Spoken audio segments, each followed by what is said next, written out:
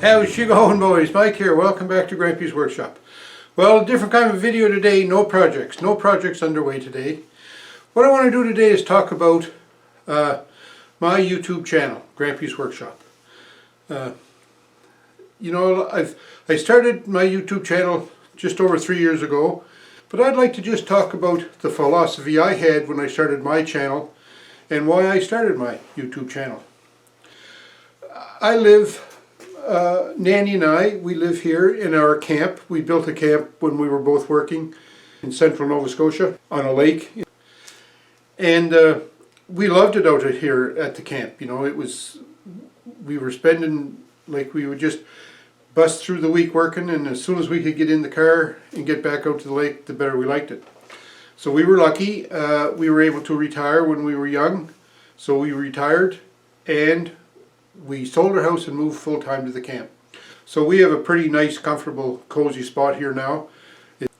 And because I loved it here so much, because I thought it was such a beautiful spot, I wanted to share that. And I thought, how can I share that? So then I thought of maybe YouTube, I could show on YouTube how nice our spot is out here. If we need something, I like to try to make it or fix it or create it or something like this. And because I was doing so much work like that, my youngest son and his 4 kids and his wife, they all got together and they made us signs, one for Nanny and one for me, and he called it Grampie's Workshop, of course, to put on the barn, and Nanny's Garden to put on the garden. Well, that sign just sort of said, Grampie's Workshop.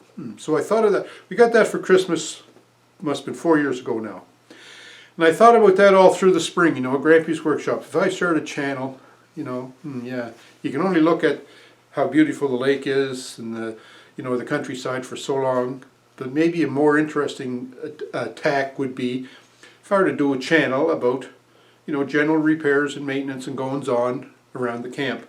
And in doing that, we would be able to show how beautiful it is here, or how beautiful we think it is here. And I could also show, like I say, general maintenance and goings-ons, and Grampie's Workshop seemed to be an ideal name for that. So I took that sign and I created my channel and I called it Grampie's Workshop. So that's how Grampie's Workshop came to be. It was just a way that I wanted to get and show people, the beautiful, how beautiful nature is, and how you can do. I'm not a skilled person. I worked in electrical all my life. I was an electrical technician, an automation technician for all my working life. But as far as other than that, just general knowledge about how things work and why things work the way they work, you can fix just about anything. And that's what I wanted to show. I wanted to show that you don't have to be a mechanic to fix a small engine. You don't have to be a welder to weld up a bracket to make something for your tractor. You don't have to be a tractor mechanic to be able to maintain your tractor. You don't have to be a carpenter to build lawn chairs or garden furniture or even furniture for your camp. You don't have to be a carpenter to build a camp, for crying out loud, because I built this camp. Nanny and I built this camp stick by stick from the ground up. It's just you apply yourself and you do it. And that's what I wanted to show on my channel. That was the philosophy of my channel, just to show you that you can do it. And that's why the channel was created.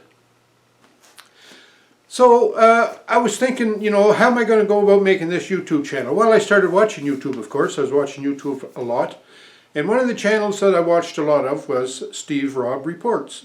Steve Rob Reviews. Steve's channel struck a note with me because what he was doing is sort of what my goal was for the channel. You just do stuff. You're sitting around in the shop and you got an idea, I bet you I could do that. And then you put some pieces together and you do that. So thank you, Steve, for that. And Steve has also given me a lot of help over the years too. So thank you a lot, Steve, for that as well. And I'll put a link to Steve's channel down below. But also, as I started to make YouTube videos and post them, there's lots of information inside the YouTube universe, if you want to call it that, on how to post your videos, how to make your videos, how to promote them, how to advertise them. My goal was to get my videos watched so that people could enjoy them and maybe get ideas from what I do to inspire them to go do things on their own and create things, because it was so fulfilling for me to do that. I wanted to share that, trying to show everybody what great fun it can be at the camp or wherever you are, to get out in the shop and do things and fix things and make stuff and just enjoy. So, that's sort of what I was after. But anyway, to get back into this YouTube thing, there was lots of things in YouTube that were, well, let me just say they weren't real clear when I was starting out on how I should do it, or why I should do it, or when I should do it. Well, one simple thing comes to mind right off the bat is, how many times should you post a video? There's millions of videos on YouTube about how to start your YouTube channel, and you'll get suggestions from once a week, once a month, once a day, things like that. But I wanted to do more than one a week, because I had so much that I wanted to tell and show. So I kind of settled on 2 videos a week. But then as I started doing that, come to find out, there's thumbnails you have to make, there's artwork you have to maybe make for your for a title, or for the banner for your channel. When you make your YouTube page, information you have to put in the about section. Well, you don't have to put it in, but information that you can put in the about section, like what's the purpose of the description before the video? Does that add to the enjoyment of the viewer if you have a big description there? And then there's tags that go with your video. What are the purpose of tags? What do tags do? And there's a whole bunch of things like that. So that was quite a little learning curve too, to get in and understand all that. And channels, like I say, like Steve Robb Reviews, also GP Outdoors was another channel that helped me a lot. These channels, they were very beneficial. And if you ever need help, all you have to do is reach out and ask a question, and you'll get tons of answers. So anyway, that's the understanding the actual workings of YouTube. That was another, well, not obstacle, but that was another little challenge I had when I was starting my channel. And I'm still learning about YouTube, still learning about, what is really the value of tags. Are tags beneficial? Those little hashtag signs, names, they show up on the YouTube page. Little hashtag will say Grampie's Workshop, it'll be in blue. Like, what's the purpose of that? Why is that there? How do you put that there, for example, things like that. So I'm still learning little idiosyncrasies like that about YouTube. So then I was thinking, okay, I'm going to make YouTube videos. Way to go. That's, this is going to be great. Oh, I'm going to need a camera. So what do you do? Well, like everybody, we all had cell phones, right? Because I had a workshop, I made a little holder here, and this just slides in the holder, and I have a thumb screw in the back so I can attach that to something. So then I was making videos using this camera. But I found that videos with that little phone, they were like, you didn't get the full 6:9 ratio or whatever it is. It was just a little video. It wasn't very good, to say the least. Sound was terrible, everything like that. So I thought, well, that won't work. So I decided, well, I had, by that time I'd bought myself a tablet, or Nanny bought it for me. She always buys me good stuff. Anyways, I had this, it's an Acer tablet, and it also has a camera, but the camera is not the best quality. You could set it up so that you could see yourself. That's what I'm trying to say. Because when you're taking a video, you're just sitting in front of a camera. Well, you don't know, are you framed in the middle, or where the heck are you? So that was the one thing about the phones and the tablet. You could set it up so that you could see yourself, right? You get the forward-facing camera. Well, the forward-facing cameras are not the best quality. So anyway, that wasn't working either. So my first major purchase for my channel, I bought a Canon Vixia HFR 800 camcorder, and that's what I'm using right now. It's a nice camcorder. It can zoom like crazy distances. It has pretty good video quality, although it's an old camera, so the video quality has certainly gone uphill since this camera was first designed and developed. But it's still a good camera, nice lens, and it records good audio. And I use it here in the shop. I've been using it, well, for 3 years basically. And I have, every now and then I'll put in some auxiliary lighting, but most times it's just the lighting that's in the shop, and that's what I go with. And it seems to work really, really well. And the thing I like about this Canon Vixia is when you turn the viewfinder, the little panel that flips off the side of the camera, that can flip around 180 degrees, so I can see myself as I'm talking to the camera. So that helps a lot for me to get in frame, because if not, I might be sitting over here talking, figuring that everything's kosher when it's not. So anyway, this was my first major purchase, was the Canon Vixia. And that was, oh, well, like I say, over 3 years ago now, and I can't remember what I paid for it, but it was like over $250, maybe closer to $350, I'm not sure. But anyway, nice camera. But then, you know, I wasn't finished with trying to improve the quality of my videos for my channel. I was getting some nice comments back from people saying, oh, what a great channel, I really like it, you know, like interesting, and that's what I was after, because I wanted people to experience what Nanny and I experience here, how nice it is and all. So I was glad to see that, but then I thought, well, I should maybe expand a little bit and get another camera and maybe take like different camera angles. So, you know, what I did was, I thought action camera would be a good solution. And I didn't have a whole pile of money, so I went on Amazon, of course, and I found this camera. This is a no-name, in fact it's called Action Camera. The software that's in it is called Unique, U-N-I-Q-U-E. I paid, I think, $19.95 $19.95 for this camera. It came with a battery and about 50,000 attachments. I'm telling you, the attachments for these cameras, it's crazy. And I never got 50,000, but I got a bag full of them. So for $20, I got this little action camera, and I thought it was going to be great until I started taking video with it. And it says it could take, this camera, the specs on it said it could take 1080p. It's at 30 frames a second, I think. And it does. You know, it's very nice that it can take 1080p. Trouble is, the quality of it is terrible. It's grainy. The picture's noisy. It shimmers and shakes. There's no image stabilization in this. The microphone on it is terrible. But I like this camera, and for the main reason that it was only $20. So, like, if it fell, or if I had it clipped on the tractor some way and it fell off the tractor and I ran over it, well, it wasn't the end of the world that I just, you know, gashed a $20 camera. So for what I was using it for, it wasn't working too bad. Every now and then I could get some good video with it, and I used to use that in my videos.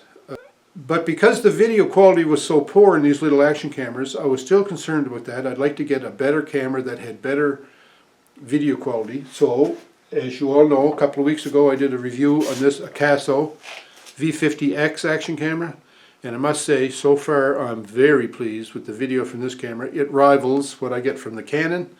And I can hardly wait to get some snow so I can plow, so I can hook this onto the tractor and see exactly what sort of video, action video I can get with this, like close-ups of the snow curling off the blade, or, you know, things like that. So I'm really excited about this new camera. And this new camera was $140 Canadian. So, you know, it was a significant chunk of change that I chucked for this camera. So I hope it proves of value to me. Also, other equipment that I was buying along the lines were tripods. I bought this tripod. This is a little tripod, it only goes to 40 inches, but it's handy, you know. I've got this little mount here to put the action camera in it, so I can set the action camera in that, set this down, you know, basically anywhere to get some low angle shots. So this little tripod works good. I also have an Amazon Basics tripod that the Canon is sitting on right now, and that goes up to 50 inches tall. And it's been great. You know, it's easy to set up. It's lightweight. And you know, it works dandy. You can spend a lot of money on a tripod, but you know, for what I do, this one works really good for me.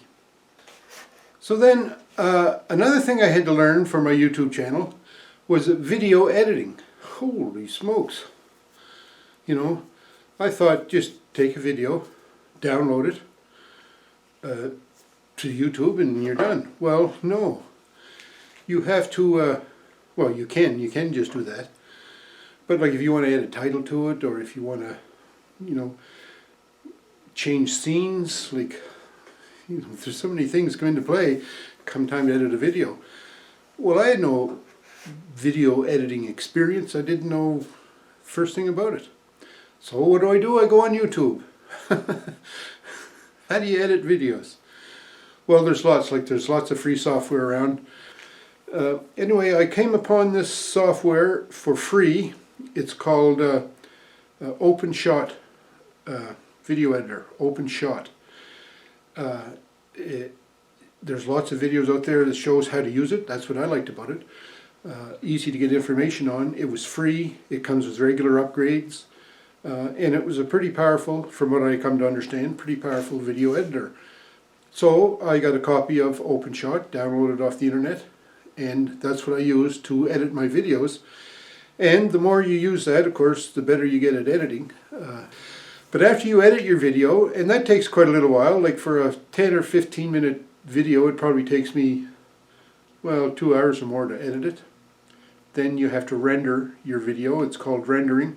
And what it does is it takes all the clips from your editing process and it molds those all into one complete video from start to finish. And then once that's finished, then you have to upload that video to YouTube. Now, out here in the country where I am, our internet is, well, terrible. On a good day, it's terrible. But when it comes to uploading a video, where I only have up to 1 megabyte of upload speed, oh baby, that takes a long time. For a 15-minute video, it takes 3 hours. You might as well say it takes 3 hours. So that's another thing that I had to take into account. I had to now learn how to edit the videos, and then the length of time it takes to upload them.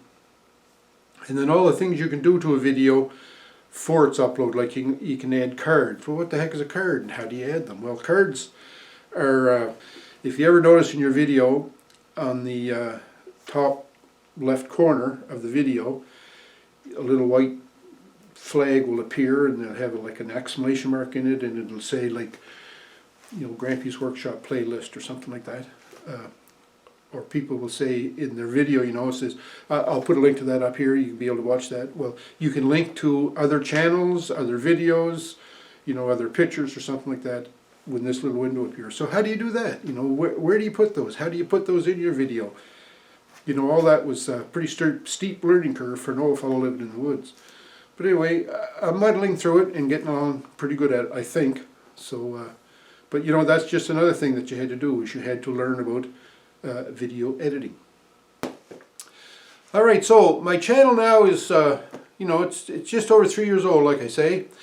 And with all these, like the cameras that I got, the tripods, and, you know, the new Casso that I got, you know, things are really going. I'm making 2 videos a week, getting good reviews on my videos, lots of really nice comments, and thanks a lot everyone for the comments. It's just unbelievable how much support you show me. I'm getting subscribers, you know, I'm probably averaging 10 subscribers a week, maybe between 8 and 10 a week, and I think that's excellent. I have to again thank a lot of channels for the help they've been giving me to get my subscriber count up.